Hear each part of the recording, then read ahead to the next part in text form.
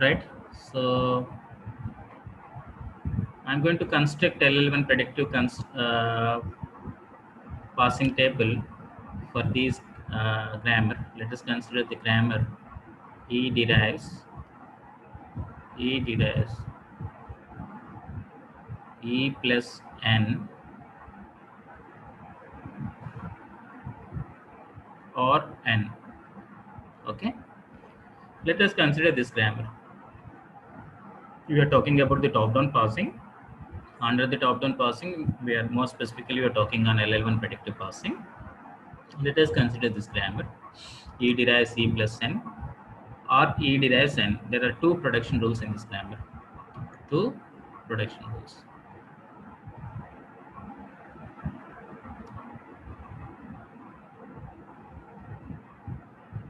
Two production rules are there. Okay, both of them are E production rules only.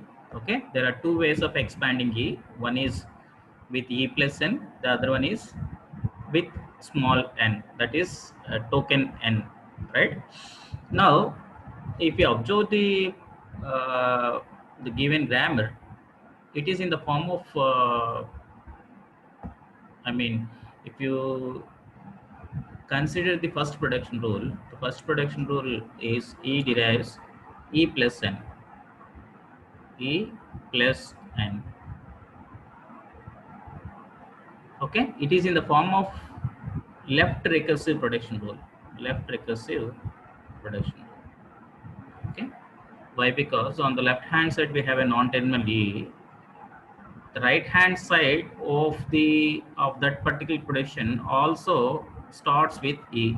Okay, the leftmost symbol on the right hand side is also E. This E matches exactly with the right hand side leftmost E. Okay, such production rules are said to be left recursive production rules. Okay, as I told you earlier, the grammars which contain left recursive production rules may not suitable for top-down passing. Why? Because they always leads to infinite loop. They never generate the terminal strings. Okay, they always produce sentential forms. Those sentential forms are recursively generated. Okay, they never terminate. Ultimately, it leads to infinite loop. Okay, your system may crash, your compiler may not work. Okay, so to avoid that, so whenever a grammar is given, first we need to check whether the grammar contains any ambiguity or any left recursive rules, or is there any chance of going for left factoring. Okay, first we need to check that, right? Since this is the grammar that we are considering here, E derives E plus N followed by N, uh, it contains left recursive production rule. First and foremost thing is, first we need to transform it into non-left recursive production, non-left recursive grammar. Then only this can be applied to any top-down process, either it could be RDP or LL1 or some other backtracking process, right? So left recursion is a major problem in top-down passing. First, we need to remove left recursion from the grammar. Then only those grammars are suitable for top-down passing. Okay, remember this, right? So how to remove left recursion from the grammar? It's pretty simple. I told you earlier, no? Uh, if there is a grammar rule in the form of A derives A alpha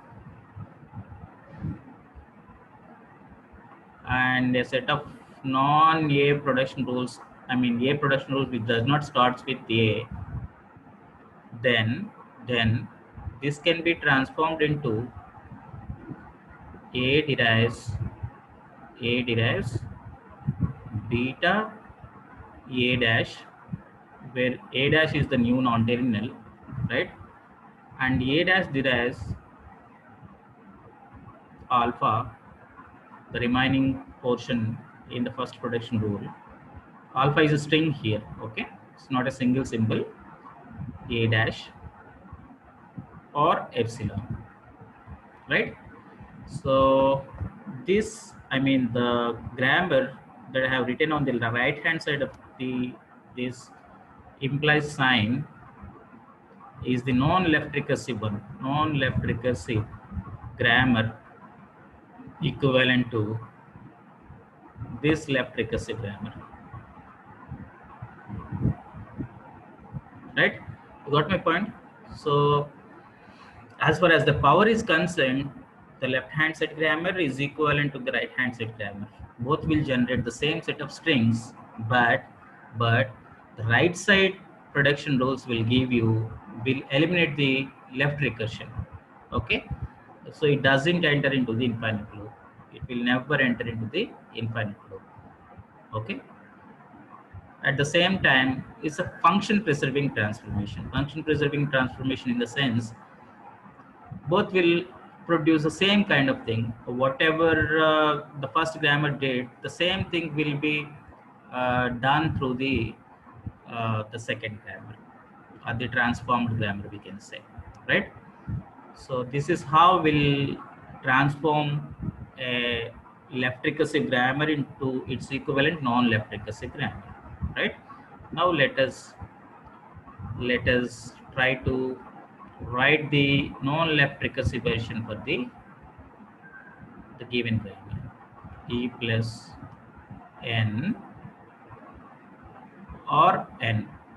Okay, there are two production rules. Now, according to that rule, lemma 1, as you have studied in your theory of computation, it is usually said to be lemma 1 of the grammar normalizations, right?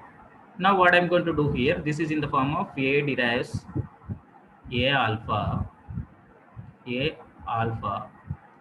followed by a set of beta productions. So here we have only one single beta production, that is n, right? Now this A is E and this alpha is this entire thing plus n. Okay. Now what I'm going to do here, I'm going to transform this into E derives beta. What is beta here? N followed by, I'm going to introduce a new non-terminal called E dash. Okay, so it's of your wish. You can take any variable. So for the illustration purpose, I have taken E dash, right? Because it is the new symbol which is introduced in this E production rule. No, that is the reason why I have named it as E dash, or I have labeled it as E dash. Okay. Now E dash, this new non-terminal derives, we have to add new production rule with alpha. What is alpha here? Plus n plus followed by n followed by E dash or epsilon. Okay. So after after left recursive removal, we'll get three production rules. Okay, this is the first one, and this is the second one, and E dash to epsilon is the third one. So our grammar contains only two production rules. Because of this introduction of this new non-terminal leads us to the extra production rule. So we got three production rules after the elimination of the left recursion, right? Now if you look at the grammar, this grammar is non-left recursive and is suitable for top-down parsing.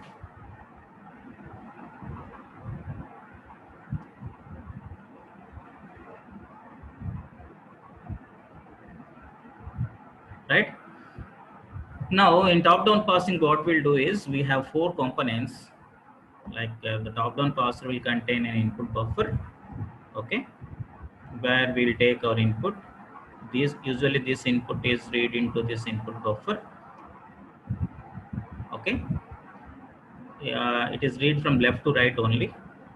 So the parser will contain a driver routine of the main program, we can say parser driver.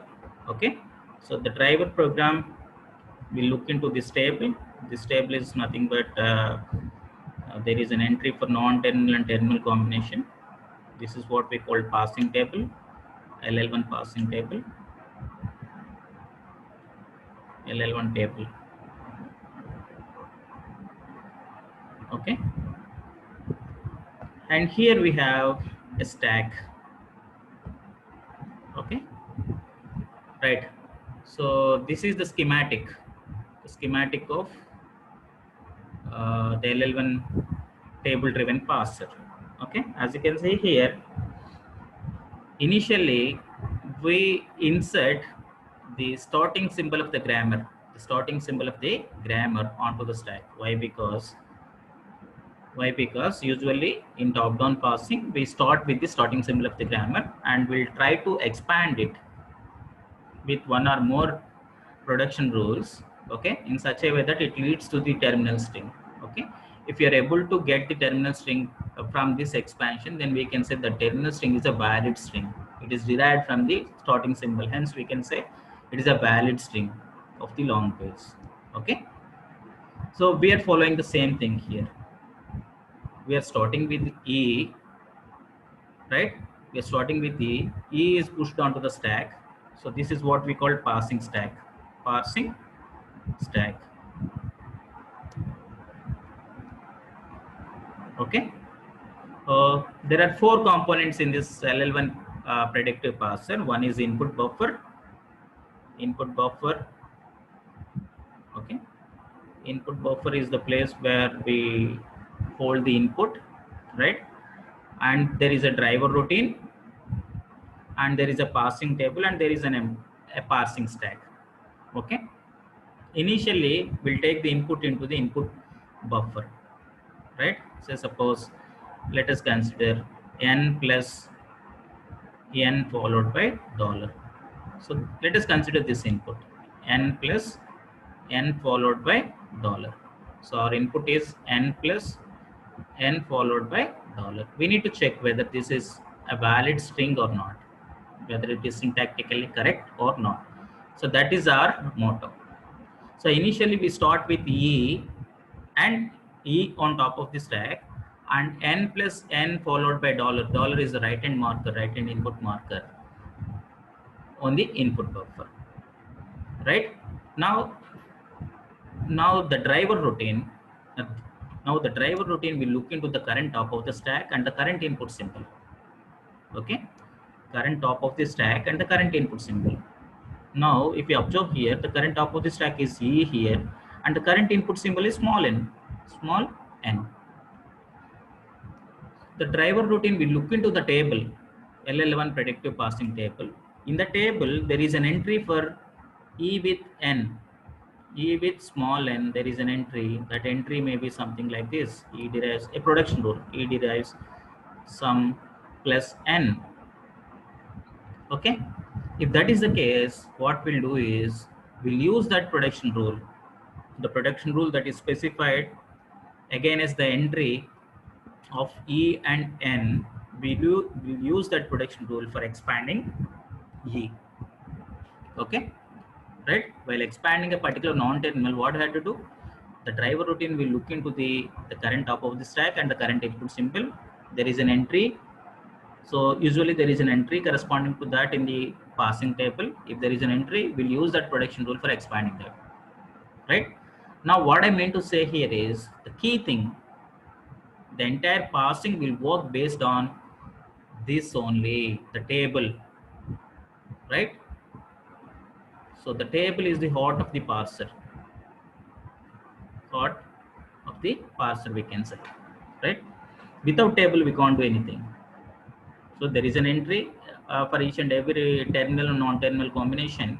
There is an entry. Based on that entry, we are taking the next decision. Whether we have to expand or we have to conceive that symbol or something like that. Okay.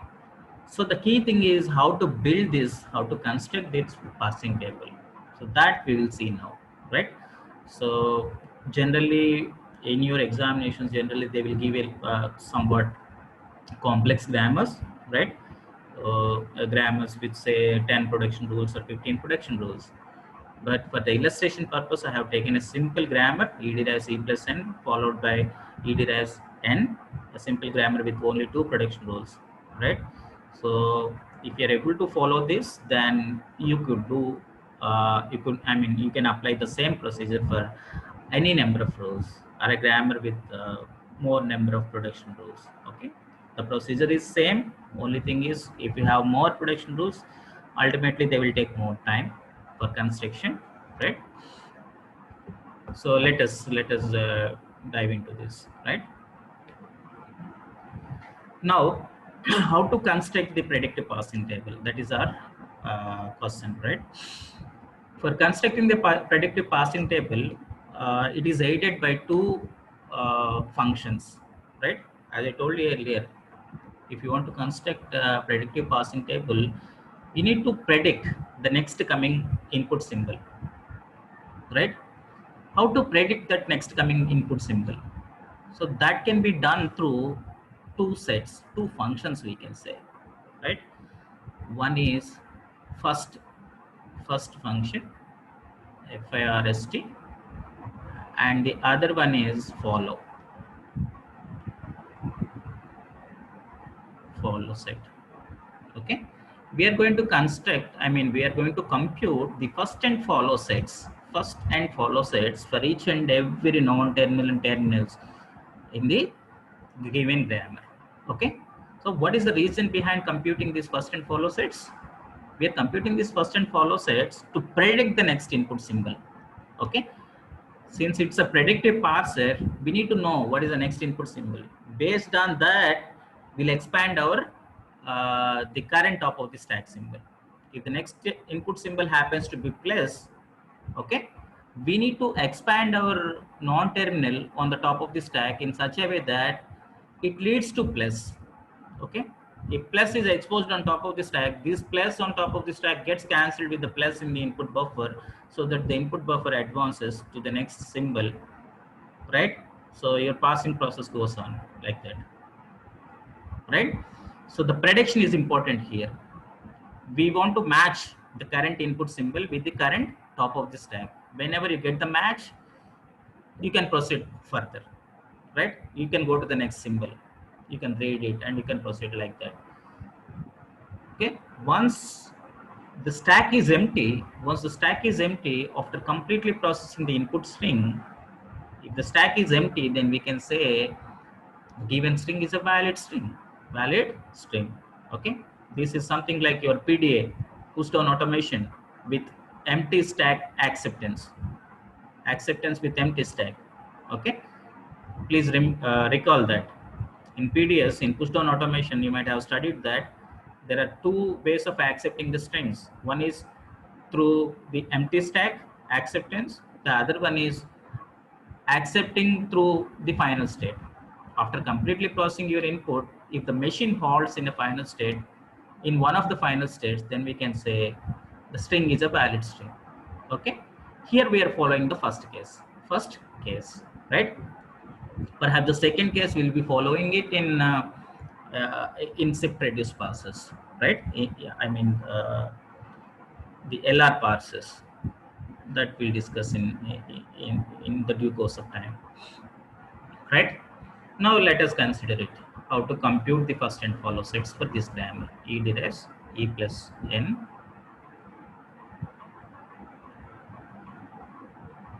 and n. After transforming it, we got e derives n followed by e dash,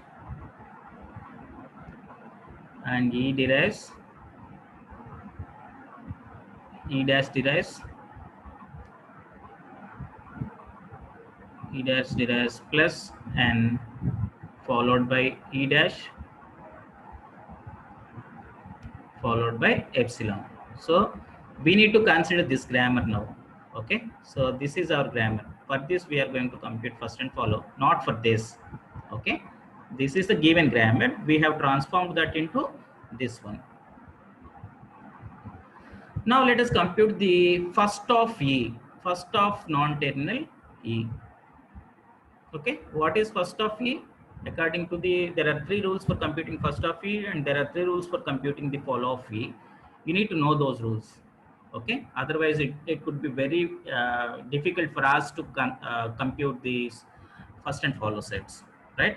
So you need to by heart them. Okay, you need to know each and every rule of these three rules, right? Now let us consider this rule: E derives n E dash.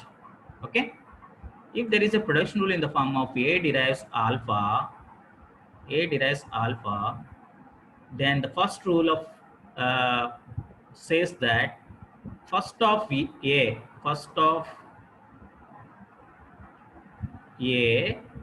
is nothing but first of alpha, first of alpha. Okay. So according to this rule, if you consider this production rule is in the form of E derives n E dash, n E dash. Okay. Now first of E is first of alpha. What is alpha here? N E dash. So among the n E dash, what is the first symbol? N. Okay. So n becomes the first of E according to this rule. Okay. I hope you got my point, right? Next, is there any symbol that could be? I mean, that can be added to first of P? No.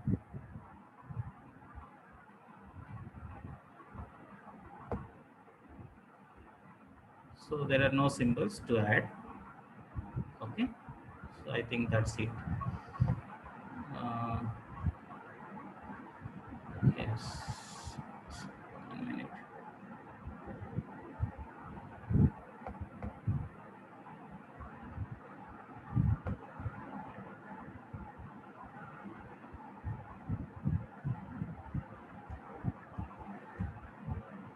It's not working.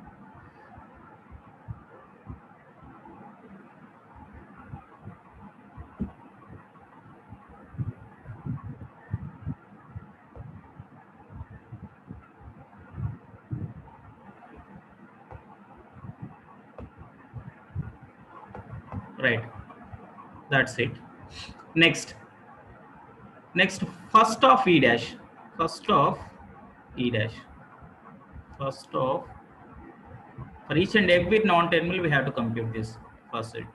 First of E dash. What is first of E dash? So consider the second production rule. First of E dash is the first of alpha. What is alpha here? Plus Ne dash. Out of plus Ne dash, what is the first symbol? The leftmost symbol, that is plus. Okay. So plus will become the first of E dash, as well as there is another production rule E dash with epsilon. So epsilon is in first of E dash, right? Okay. Next, coming to follow of E. What is follow of E? According to the third rule of the follow set computation, if according to the first rule, dollar, if E happens to be the starting symbol of the grammar, the default follow is dollar. Okay, right? The default follow is dollar. Now let us compute the follow set for E dash. Follow set for E dash.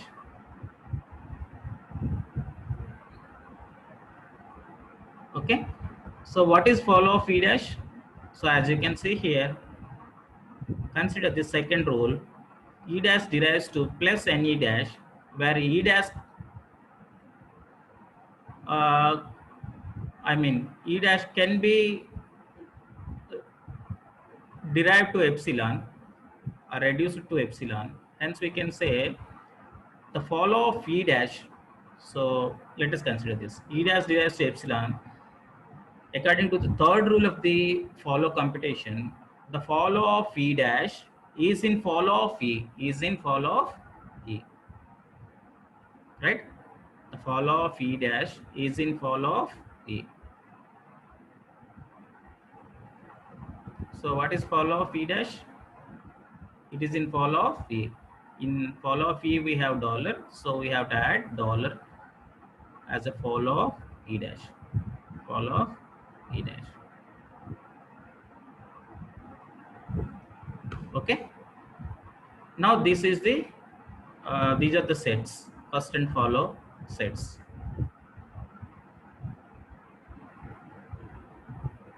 Now see.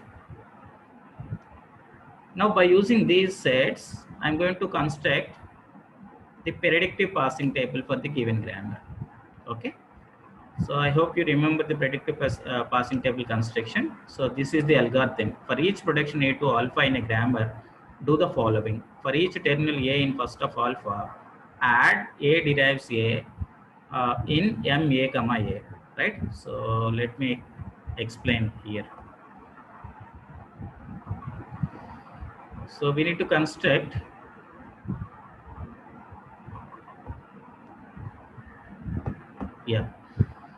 we need to construct a predictive passing table for each and every terminal and non-terminal combination. We have to add one entry.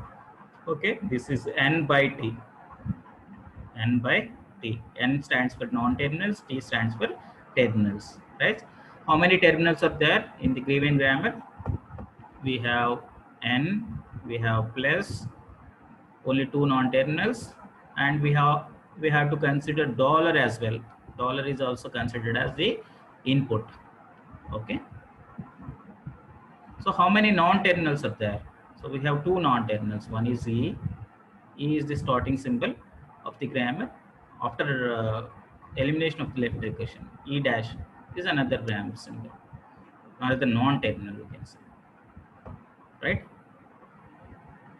Now we have to construct a table like this, and the table entries are, the entries of this table are going to be filled based on the first and follow sets. Okay. Now if you look at the first of E, we have n. First of E we have n. So we have to add the production rule of the grammar, which gives us the n as the first of n. Okay. So let us write the grammar here. E derives to n E dash. Oh, sorry. 1 minute. E derives to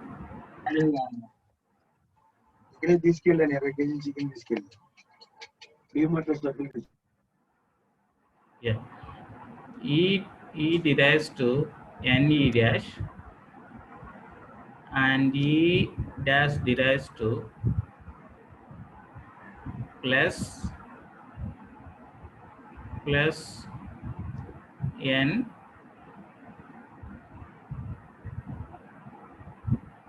E dash or epsilon.